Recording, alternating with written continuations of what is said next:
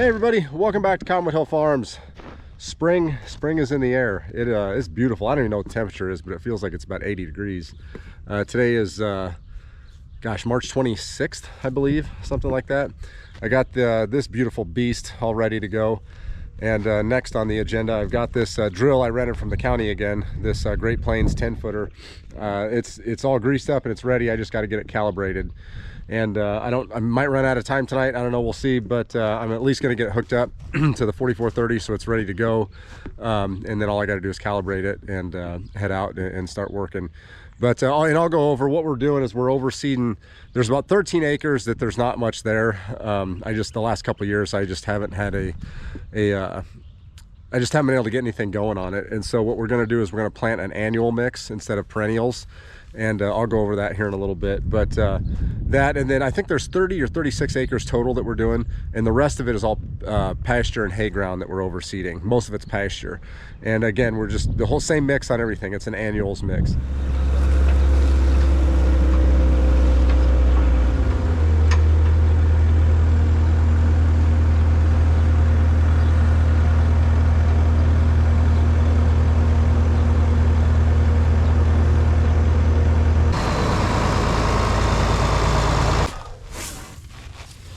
This has got a special hitch you got to put on here. It just kind of takes the stress off the drawbar.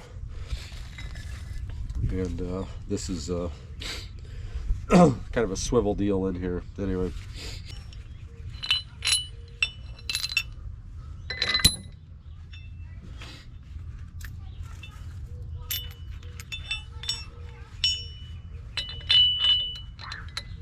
Not sure why the last person took this apart. Usually all you'd have to do is loosen it up and slide it off, take this bolt out.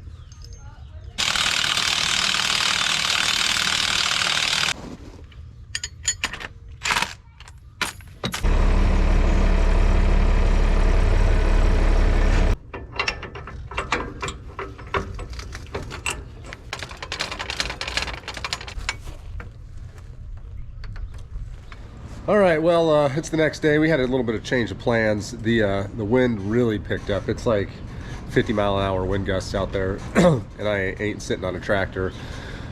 Open station tractor, 50-mile-an-hour winds. Not only that, but I mean the amount of topsoil, just tilling anything, even light tillage like we're gonna do here.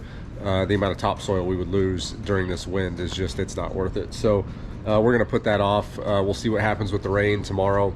They were saying an inch, then they were saying a ½ inch, now they're saying like a ¼ inch. Who knows?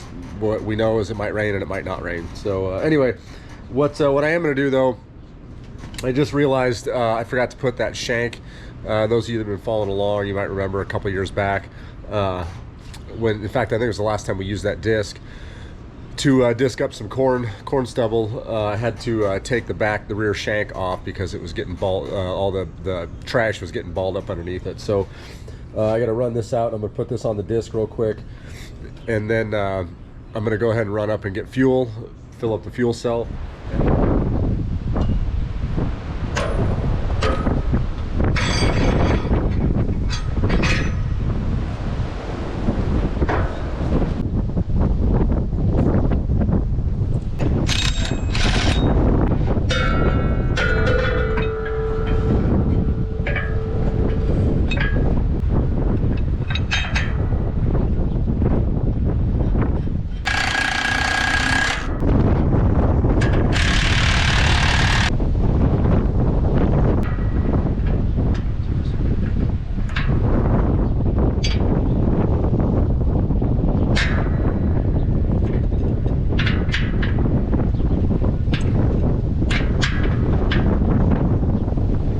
We got a beautiful day here to do some field work. I'm gonna hit this 13 acres here first, and I'm gonna hit pretty hard. I don't know, 3-4 inches, something like that. But I've been over this. I think this is the second or third. I think the third time I've been over this, and for some reason, I just haven't been able to get it smoothed out very well. So, and there's not much that was growing here, especially this spot, this 5 acres here. There's not much that was growing here anyway. So I'm gonna hit this pretty hard, try and get it smoothed out, and then we're gonna hop over to this other 8 acres just on the south side here, on that flat top.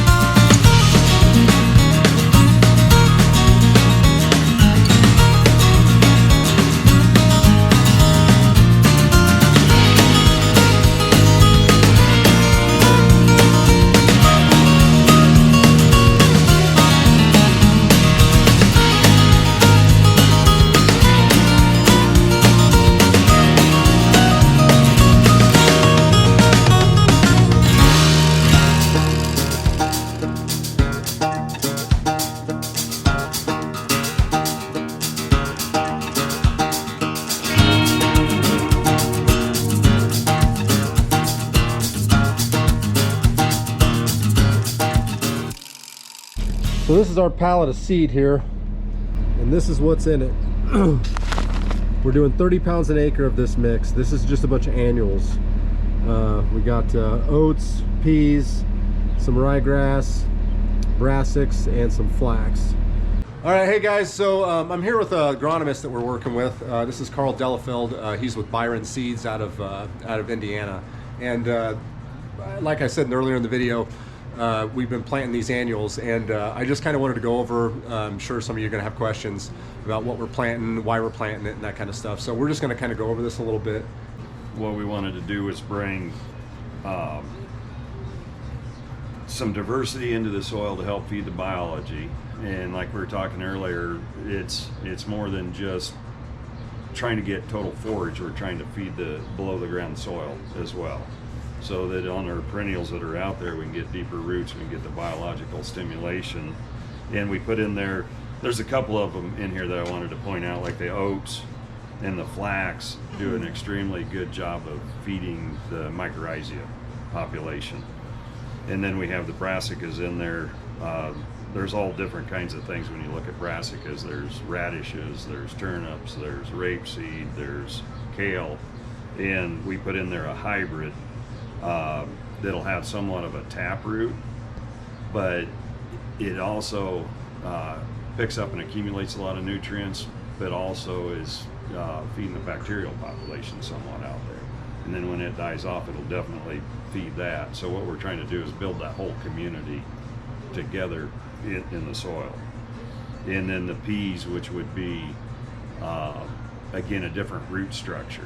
There's so much going on down below the soil. We're trying to get as many root structures as we possibly can. We're trying to feed as much of the biology as we possibly can. And then we did put in annual ryegrass a little bit for the quality of it, for the livestock, but then also it has a real fine, dense network of roots, and it will help loosen compaction in the soil. So the mix really complements itself, is what you're saying. Yeah, and what I've told a lot of people is I want as much diversity as I possibly can, with as many rooting depths, rooting types, and the different root exudates that they're putting out into the soil to build that community. So we'll sometimes go up to probably 16 different species in there.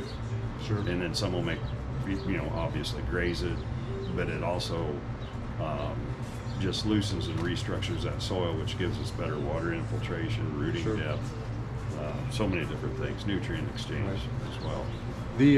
And then the plan here is, we've talked about this, is doing annuals right now, and then coming through possibly with some warm season, and planting those in here. What would that be? Probably beginning of July. We'll probably come in a little bit earlier. June, than that. probably after first cutting. Yeah. After first cutting, maybe middle of June, and then in the fall, then come back with some more cool season too. One thing on this farm, we've just lacked diversity, and that's something I've kind of talked about with the issues that we've had with the animals.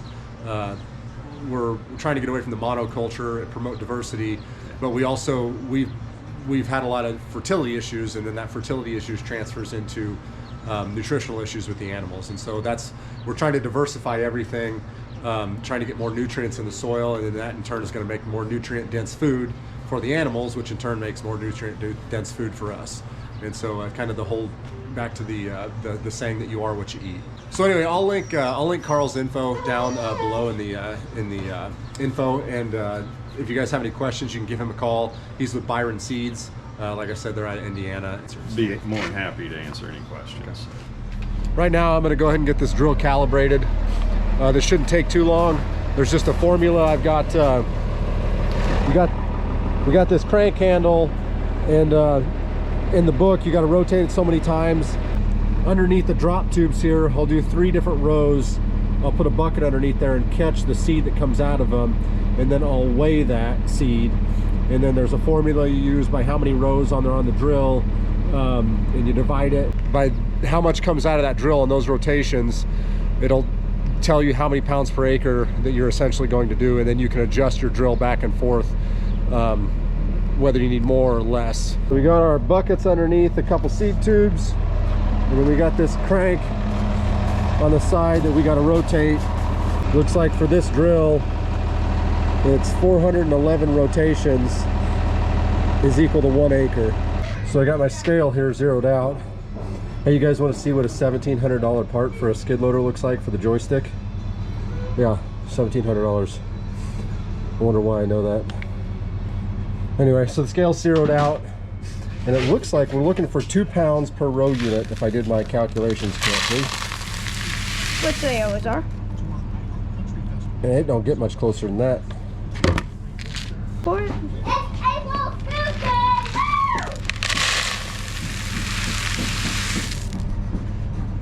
Hot diggity. Hot diggity dog. Wow. So I didn't have to do much to this. When I got it, it was set at 55. 55 was exactly 2 pounds per row unit, which there's 15 row units. So 2 pounds times 15 is 30, and we want 30 pounds per acre. I dialed it back to 50 just to give myself a little room for error, and then that'll probably give me, instead of 30, I might get 28 pounds per acre or somewhere in there, which is fine. I'm okay going a little bit less. I'd rather have a little more seed at the end and do a few extra acres or whatever, another acre, versus running out of seed early. Next thing we got to do is we're going to check the depth real quick, which I'll show you guys how we're going to do that.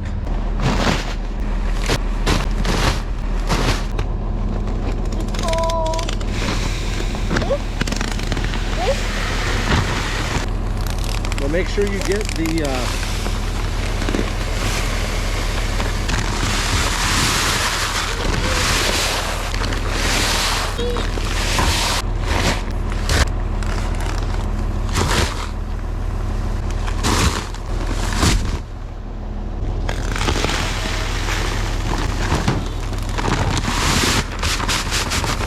So we just set this down and drug it a little bit, and we're going to check our depth, and I'm guessing we're a little shallow. Yeah, that's oats. Yeah, we're a little bit shallow. So you adjust it with these. It's my tooth. Well, we're getting some seed in the ground.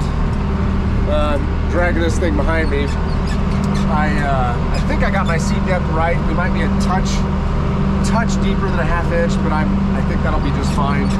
This we're, I don't know, close to probably a third of the done with this pasture, and then we're gonna move over and do that ground that I scratched up or tilled up yesterday. These windows are filthy on this thing. This the camera doesn't do it justice, but this is definitely one of our steepest hillsides.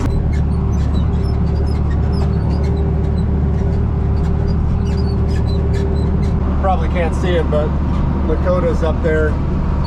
He's up there in the skid loader cleaning up the some of the bed pack for the cows. Gonna jump out quick and check the box, make sure everything's coming out okay. Well, seed is disappearing, so that's a good thing. We got finished up with the pasture, that north pasture over there. Now we're working on this 5 acres here. Little man's down here pushing up this old compost pile. It's compost that never got spread. So we got done with that little spot. We've got, what? I think I said we had 36 acres to seed. We don't have that much. It's like 26. I think 20 or 26 is what it is. I don't know where I got 36. But I got 10, 14, 15 acres left, I think, is what's left, something like that. So, we should be able to get that finished tomorrow, no problem. Well, we're back at it. It's a couple days later. We had yesterday, last night, yesterday, and the night before. We, I guess not so much last night. It was yesterday and the night before. We had, I don't even know. I don't have the rain gauge out yet, but it had to be ½ inch or so of rain somewhere in there, which was well deserved.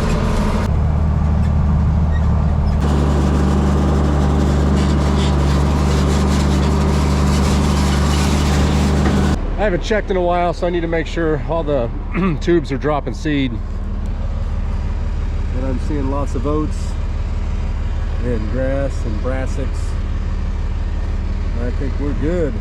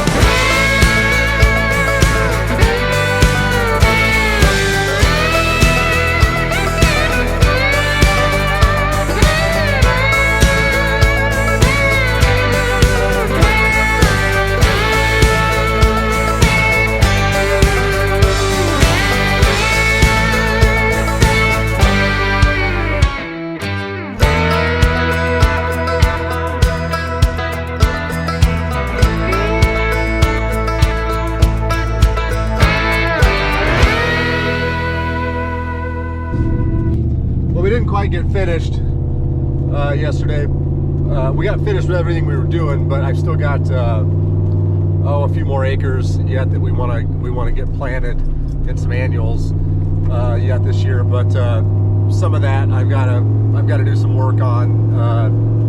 That one spot, there's some stumps that need to be taken out, and just it needs to be disked up a little bit and worked a little bit. But anyway, I got to get this drill back. There's like I said, this is the NRCS drill, and all the farmers are going crazy, needing to get whatever oats, cover crops, whatever they want to get planted. So I got to get this back, let somebody else have it for a while, and then probably in a couple weeks we will I'll go back and grab it, and then we'll get finished up.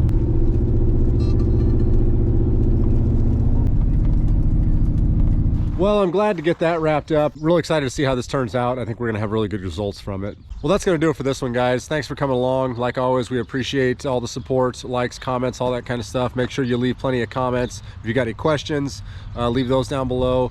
Don't forget to like, subscribe, hit that notification button so you don't miss any of the other videos coming out. Be sure to check out all of our other videos as well. And if you know somebody that you think might like this content, go and share it with them. That helps us a lot. We'd appreciate that. You can also follow us on Instagram and Facebook at Cottonwood Hill Farms. You guys take care. We'll see you in the next one.